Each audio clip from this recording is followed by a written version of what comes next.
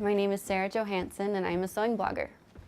The name of my blog is called The Sara Project. You can find it at thesaraproject.com, and I like to blog about fashion-forward women's clothing for the home sewer.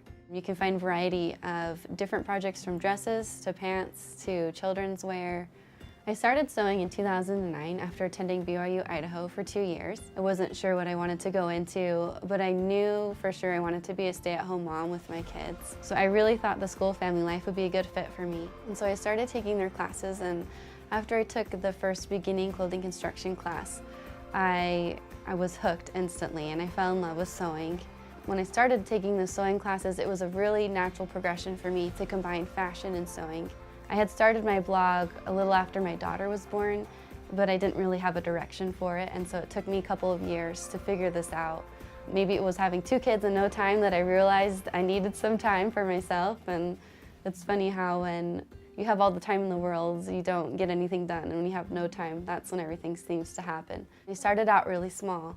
I would sew at nights when my kids were sleeping or during nap times. I went to the library and checked out every sewing book I could find, and I found some books that had free patterns in the back of them.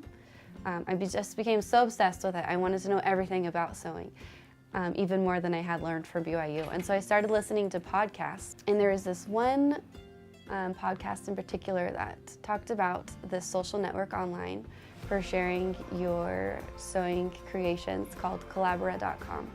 And so right after I listened to that podcast, I jumped on Collabora and uploaded my profile, and I started uploading projects I had made, and I noticed within 2 or 3 days they would feature my projects on the main page of their website. And a few months later, Collabora announced they were doing a Bernina brand ambassador competition. They were going to be picking a couple new ambassadors. And so I had to upload some projects that I had made that I thought would be a good fit. I ended up getting chosen, and I was so excited.